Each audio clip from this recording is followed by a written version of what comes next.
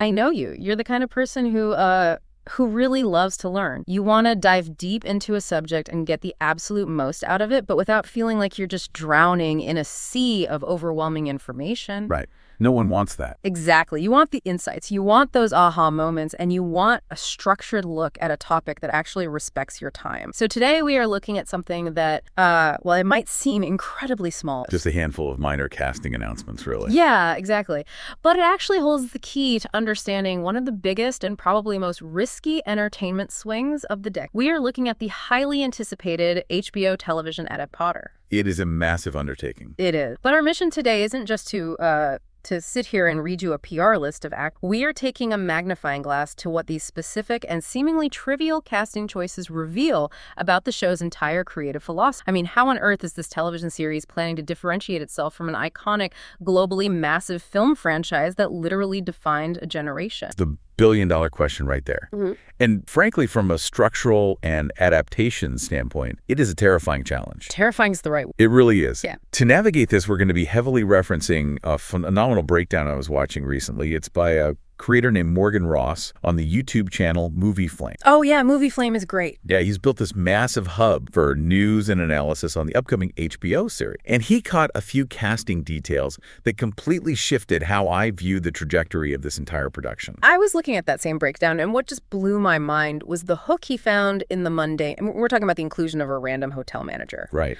Or casting an older actor to play a character who is currently supposed to be 11 years old. On paper, it sounds like administrative bloat for a TV show. Like they're just padding the runtime. Yeah, exactly. But Reyes points out that these specific castings prove the new series is taking a completely different psychological and narrative approach than the blockbuster movies did. But I feel like before we get into the weeds of who is playing who, we need to establish the giant shadow and why remake this at all. The skepticism is entirely justified. I mean, when you look at the 2001 film and the franchise it spawned, you aren't just looking at a successful movie. You are looking at a cultural monolith. Monolith is a good word for it. The box office numbers are astronomical. The cultural footprint is indelible. And the visual language of those films, the casting, the set design, John Williams' score, it has all become the definitive version of that world for millions of people. Yeah, people don't just like those movies. They have deeply entrenched, nostalgic, emotional attachment to them. Exactly. Which makes this HBO project feel almost arrogant to some people. It's like trying to cover a definitive Beatles song. You really have to ask, what is the creative justification? Because if you are the showrunner, every single decision you make is going to be held up against a movie version that people have been rewatching every single holiday season for over 2 decades. And that right there is exactly why they cannot simply do a shot-for-shot remake for television. If HBO attempts to just recreate the cinematic experience, they will fail. Because it'll always just be the cover band. They will always be compared to a beloved original. Morgan Ross puts forward a really compelling thesis in his video. He says, to survive and to justify its own existence, the HBO show must make itself as different as possible from the films. But they can't change the core plot without alienating the fan base. So what do they do? It's the strategy of minutia. The strategy of minutia. I like that. Unpack that for us. Well, the television format offers something a 2-hour film simply does not have: narrative real estate. The films, purely due to runtime constraints, had to sprint from one major plot point to the next. Right, they had to get from the troll to the mirror for it. They had to condense character arcs and skip the quiet. HBO's strategy seems to be leaning heavily into the specific small detail, the character beats, and those in-between moments from the original text that the movies left on the cutting room floor. Expanding those moments is the smartest possible way to step out of that cinematic shadow. Let's actually look at how that strategy is being executed, because the first piece of casting news Ross highlighted is a perfect example. The production has cast an actor named Louis Shelton, but he hasn't been cast as a teacher or a new villain. He has been cast as an older Ron Weasley. Which is an immediate red flag for anyone familiar with the timeline. Right, because Ron is 11 years old. Exactly. Yeah. And Ross points out that Louis Shelton physically matches the actor they've cast to play the young Ron Alistair Stout. Yeah, we're talking the signature red hair, the visible freckles, a very similar facial structure. This is a highly deliberate piece of casting for a character who theoretically shouldn't even be on screen yet. Ross connects this directly to the Mirror of Erised scene, which is arguably the emotional crux of the first book. I would definitely. And when you look at the text of that scene in the book, it's actually devastating. Harry shows Ron the mirror. Ron looks into it and he is just transfixed. He tells Harry, I'm alone, but I'm different. I look older, and I'm head boy. I'm wearing the badge like Bill used to, and I'm holding the house cup and the Quidditch cup. I'm Quidditch captain. And we really have to contrast that with how the film adaptation handled it. The 2001 movie did include this scene. Rupert Grint stands in front of the glass, and delivers very similar lines. Yeah, he says something like, "That's me, holy head boy, and bloody hell, I'm Quidditch captain too." Right, and it was played primarily for laughs. Yeah. It was a moment of levity after the heavy emotional weight of Harry seeing his dead parent. But the pivotal difference is that the movie camera never actually showed the audience what Ron was looking at. Oh, wow, you're right. It never did. The camera stayed on the boy's face. We had to rely entirely on the dialogue to understand Ron's vision. But wait, I have to play devil's advocate. Isn't keeping the camera on the actor's face the better choice? It lets the audience use their... Doesn't casting a physical actor to stand inside that mirror frame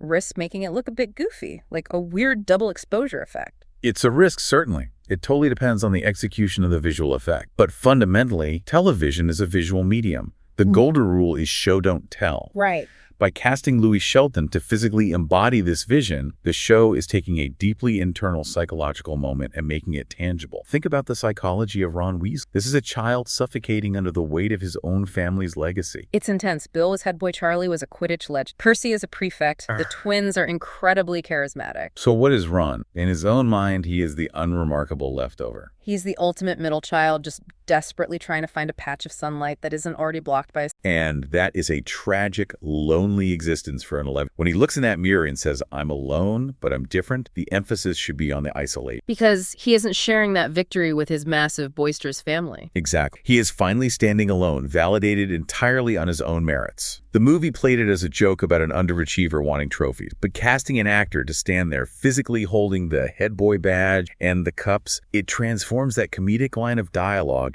into a profoundly poignant visual representation of insecurity. It's giving it weight. It tells the audience, we're going to take the internal lives and the trauma of these children very serious. Television affords the patience to let a visual like that breathe. I see what you're saying. By making it physical, they are anchoring Ron's entire character arc for the rest of the series. They are establishing his core wound in episode 3 or 4, rather than just treating him as the comedic side. That actually shifts the framing completely. It grounds him in realism. It does. And speaking of shifting the framing of a character, let's move to the second casting announcement Morgan Ross highlighted, because this one requires a massive reevaluation of how we meet Antac. The production has cast an actress named Naomi Warner as Madam Malkin. And to anyone who only knows the cinematic universe, that name means absolutely nothing. Right. Madam Malkin is just a shop owner. She runs the robe shop in Diagon. Ross notes that Warner perfectly matches the physical description from the book, calls her a squat smile. But he was incredibly excited by this news, not because of the character herself, but because of what her shop... It guarantees that the HBO series is giving us the true original introduction to Draco Malfoy. This is perhaps the most significant structural divergence from the film so far. I completely agree. In the cinematic adaptation, the audience and Harry and Anne, they do not meet Draco Malfoy until they are physically inside Hogwarts, standing on the stair hall. Yeah, with the slicked back hair and the added... Right. But in the original text,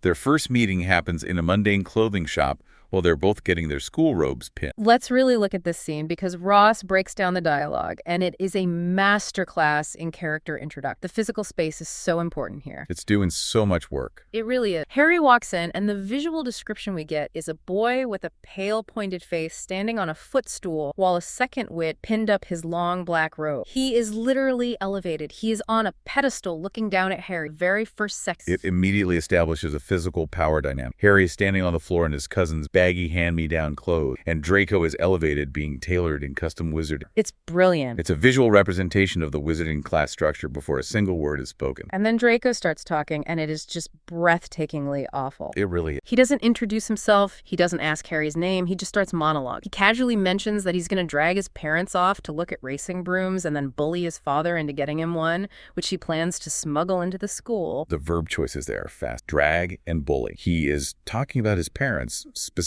his father, Lucius Malfoy, who we later learn is an incredibly dangerous, wealthy, and imposing figure. Yeah, he's terrifying. Yet this 11-year-old boy believes he holds the power in that dynamic. It paints a picture of a deeply spoiled child who views his family not with affection, but as a resource to be manipulated for material gain. And his casual admission that he plans to smuggle contraband into a strict boarding school, it demonstrates a fundamental belief that rules are meant for other, lesser people. It's pure, unfiltered arrogance, and he doesn't stop there. He immediately pivots to systemic elitism. He asks Harry, imagine being in Hufflepuff. I think I'd leave. wouldn't you? He hasn't even been sorted yet. Exactly. He hasn't attended a single class, but his worldview is entirely constructed around social hierarchy and Because he is parroting inherited bigotry. Precisely. This isn't an 11-year-old who has formed his own sociological opinions based on life experience. This is a child repeating the conversations he has overheard at his father's dinner table. He has internalized the prejudice of his environment. But what makes this scene so crucial is that this prejudice isn't just abstract. It turns aggressively cruel the moment the subject of Hagrid comes up. Ross highlighted this part specifically. Harry mentions Hagrid, and Draco's assessment is just brutal. He calls Hagrid a servant and a savage. He literally says, I heard he's a sort of savage, lives in a hut on the school grounds, and every now and then he gets drunk, tries to do magic, and ends up setting fire to his bed. He is stripping Hagrid of his humanity. By calling him a savage and mocking his living conditions, Draco is actively dehumanizing someone he considers to be of a lower social class. He finds amusement in poverty and a perceived lack of civilization. It establishes Draco not just as a schoolyard bully who might steal your lunch money, but as an active bigot. But wait, I have to ask, is it possible we are reading too much into an 11-year-old being a brat? How so? Well, kids say awful parroted things all the time without really understanding the weight of the sociology behind it. Does this really make him a monster or just a kid who desperately needs a reality? That's a fair question. And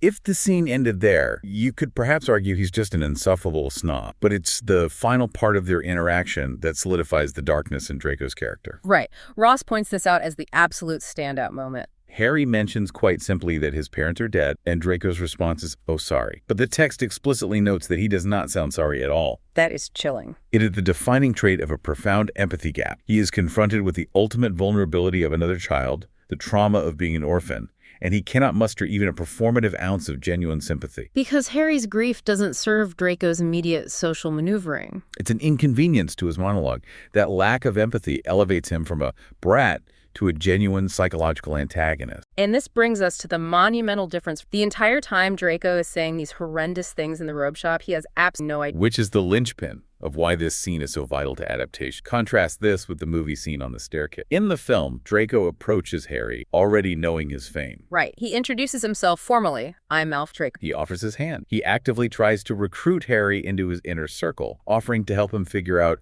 which wizarding families are the right sort to associate with. The entire cinematic rivalry is born out of rejection. Harry rejects Draco's handshake because Draco insulted Ron. Draco's pride is wounded by a celebrity, and that sparks the animosity. But in Robe Shop, Harry is anonymous. He's just a kid in Dudley's old clothes. Exactly. Meeting Draco anonymously in this mundane setting allows Harry and the audience to judge Draco purely on the merit of his terrible person. Harry doesn't dislike Draco because of a rejected alliance or a slight against a friend. Harry dislikes Draco because Draco is fundamentally cruel, boastful, classist, and bigoted. It shifts the entire foundation of their dynamic for the rest. The rivalry becomes a deeply moral one, rooted in fundamentally opposing value system, rather than a superficial rivalry born out of a snub handshake. By returning to this original text, the HBO series is committing to a much more complex, mature character foundation. It's building the architecture of a lifelong enmity through conversation, not act. It's so much richer. And it seems this commitment to expanding the world of the antagonist doesn't stop in die. Ross's breakdown brings up a couple of other really intriguing details about how the show might be utilizing its expanded TV format to build out the darker side of it. Let's talk about the hug breaths. The train sequence is another area where the film had to rush. Ross mentions a specific scene from the book that he really hopes to see included. It involves Ron's pet rat Scabbers biting the finger of Draco's crony Goyle. Yeah, and it results in Goyle just flinging himself around the train compartment trying to detach this frantic rat. On the surface, it's just a great bit of physical comedy. Kids fighting on a train, a rat going crazy. But you've mentioned before how television relies on laying track for... Why does a minor scuffle like this matter in the grand scheme of a multi-season arc? Because in premium television, nothing is truly just physical comedy. Everything is a narrative seat. On the surface, it breaks the tension of Draco's bullying, but structurally, it accomplishes something vital for the long game. We know that Scabbers is not actually a rat. Right, he's Peter Pettigrew in disguise. By giving Scabbers an active, memorable moment of defending Ron and Harry, the writers are establishing the rat not just as background scenery or a prop in Ron's pocket, but as a living entity that interacts with the main cast. You're forcing the audience to look at the rat. Precisely. You're building concrete memories of this creature. So years down the line, when the visceral twist of Pettigrew's identity is revealed, the audience has a catalog of moments to look back. The betrayal feels much more intimate because the foundation was laid in these seemingly minor early interactions. It's Chekhov's. I love that. Chekhov's rat. But let's look at another piece of antagonist world building that goes completely off. The source material references a report that the HBO show is going to feature a brand new original scene, or at least a heavily expanded one, place at Malfoy Manor, featuring Draco's father, Lucius. Now, this opens up a tremendous realm of speculation because a scene at Malfoy Manor in the first season is entirely outside the bounds of the original first book. The narrative strictly follows Harry's point of view, and Harry certainly doesn't go to Malfoy Manor in year one. Ross throws out a bunch of possibilities for what this could be. We could see Draco's mother, Narcissa, introduced early. We could meet Dobby, the house elf, long before his official debut in the second. Or it could just be an establishing sequence of the estate itself, showing the vast wealth, the dark artifacts, the famous white peacocks roaming the ground. But the placement of matter. Ross has a very specific hope for the time. He hopes that this manor scene is either a prologue flashback or that it takes place after the Madam Malkin's robe shop scene. Maybe we see Draco arrive home demanding that racing broom he just bragged about. But Ross's key point is that the robe shop must remain Draco's official first introduction to the audience. And structurally, that instinct is completely sound. You want the audience's first impression of Draco to be exactly the same as Harry's first impression. Anonymous, highly revealing, and deep. You want the audience to feel that immediate distaste. But following that up with a scene at Malfoy Manor, that is a stroke of television brilliance. Because it unpacks the why. It's the nature versus nurture argument. By showing the villain's home life early on, you add immediate complicated depth to the narrative. Imagine we've just seen Draco acting like a monster in the tailor shop. We hate him. But then the show cuts to Malfoy Manor. We see Lucius Malfoy.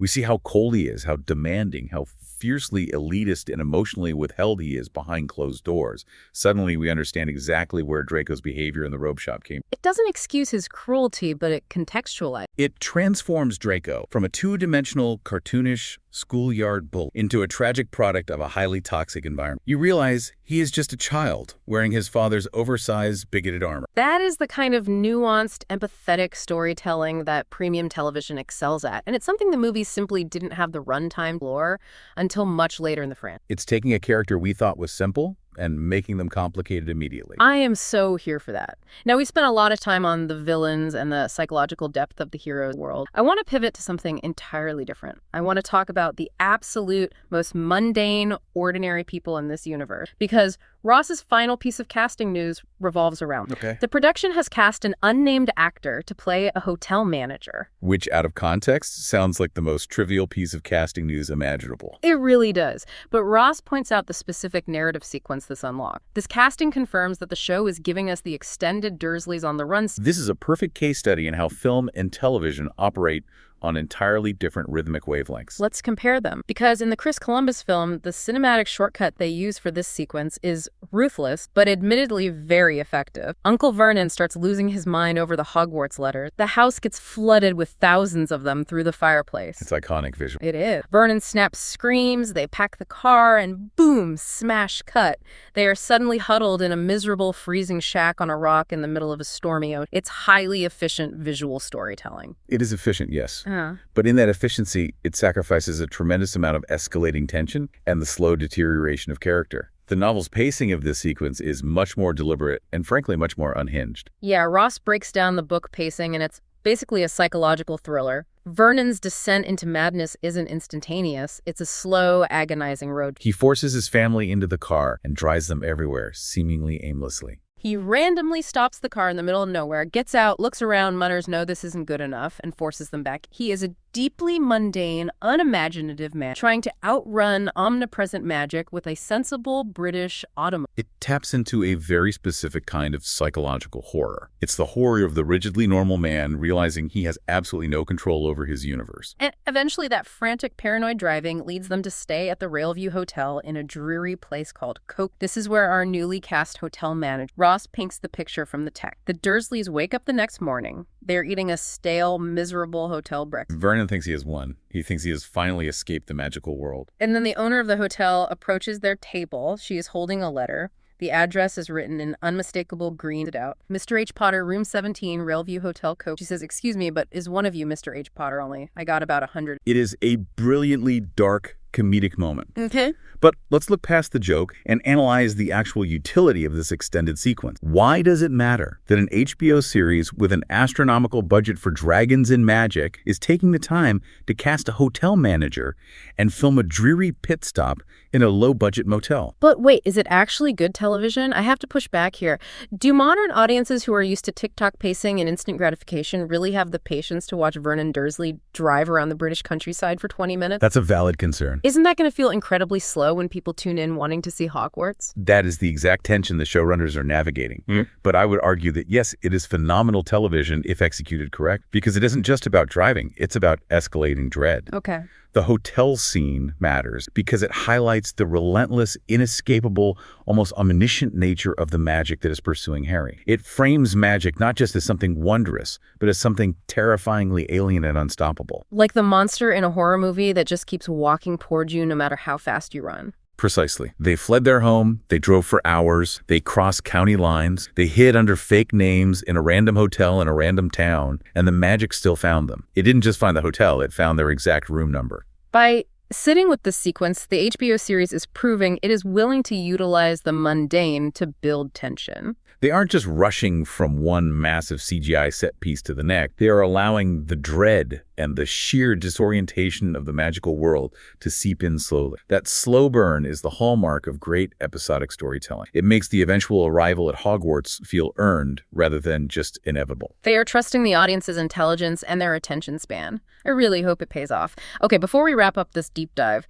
we have to address something that is entirely inescapable when talking about a franchise of this magnitude. We need to talk about navigating the fandom, the online comparisons, and the controversy. It's unavoidable. We've noted that the creators are likely leaning into these intricate, book-accurate details as a defensive strategy against the film. You armor yourself in the original text when you know you are walking into a minefield. Right. And Morgan Ross brings up a very real dynamic surrounding this production in his video. He notes that the new series is already facing boycotts and outrage online over certain castings. Yes, specifically the casting of Papa S. Exactly. Now, to be clear, we are looking at this strictly through the impartial analytical lens of our... Ross states his own personal stance in the video. He mentions that he was initially unhappy about the casting. He understands the outrage some feel, but he has ultimately accepted it, moved on, and chosen to focus his energy on the incredible attention to detail they are seeing in the rest of the production.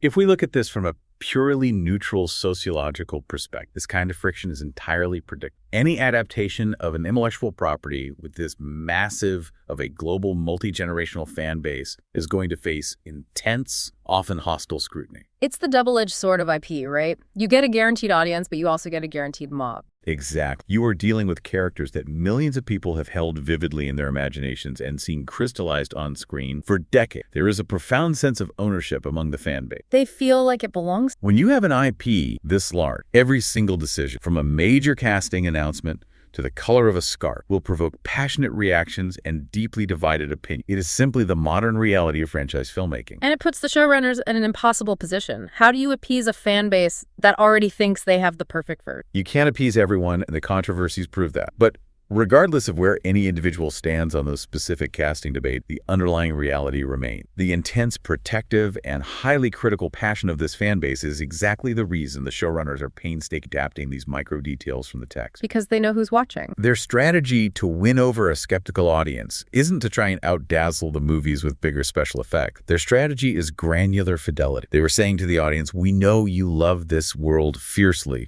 and to prove you respect it, we are going to show you corners of it, like Madam Malkin shot or the Railview Hotel, that you have never seen on screen before. It is a massive, highly calculated gamble based on understanding the emotional investment of their viewers. It really is. It's like they are extending an olive branch made of book pages. They're saying, look, we gave you the head boy badge in the mirror. Give us a chance. It is going to be a fascinating social experiment to watch unfold. I'll certainly be watching. Well, that brings us to the end of our journey today. Let's summarize the territory we've covered. We started with 3 seemingly small pieces of cast: an older Ron Weasley, a Diagon Alley robe maker, and an unnamed Cokeworth hotel manager. Small pieces that mean everything. But by pulling the thread on those announcements, we discovered a television series that fully intends to differentiate itself from a monumental film franchise by reveling in the specific psychological and character-building details. They are choosing to visualize the tragic internal desires of their hero. They are restoring the original, highly complex social introductions of their antagonists, and they are taking the time to build psychological tension through mundane, slow-burn pace. For you listening, thank you so much for coming along on this ride with us. I really hope you gained some aha moments today about how adaptation actually works behind this, and how much a single casting announcement can reveal about an entire vision. It is always a fascinating exercise to deconstruct the mechanics. But before we sign off, I want to leave you, the listener, with a final provocative thought to mull over. It builds on the material we discussed today, but pushes it into the realm of how we media. Okay, let's hear it. We mentioned briefly that the source casually notes Scabbers the rat who bites Goyle on the train is actually the wizard Peter Pettigrew in disguise. This is a massive narrative-altering twist that fundamentally changes the story, but it isn't revealed until much later in the series. It's the ultimate rug pull. It is. So consider this. If the HBO series is painstakingly adding in all these intricate foreshadowing details right from season 1, like highlighting the true nature of Scabbers early on or showing the Mirror of Erised visions, how does the experience of watching the show fundamentally change for an audience that already knows all the twists? Oh, that is a really interesting problem. You can't surprise them anymore. Exactly. Compared to the readers in the late 90s who were experiencing the mystery of the wizarding world for the very first time, the modern audience brings an encyclopedic knowledge of the ending to the very first episode. So how does that change things? Does knowing the ending make the inclusion of these intricate early details more rewarding? Does it feel like a satisfying inside joke between the creator and the viewer? Or does it fundamentally change the genre of the story? From a mystery to something else entirely. Right. Does it shift the narrative from a genuine mystery of discovery into a sort of historical reenactment where we're just waiting for the actors to hit their predetermined mark? How does omniscience change our relationship with suspense? That is a phenomenal question to end on. It is a question of how we consume stories we already know by heart, and I encourage you to think about that the next time you revisit a favorite world.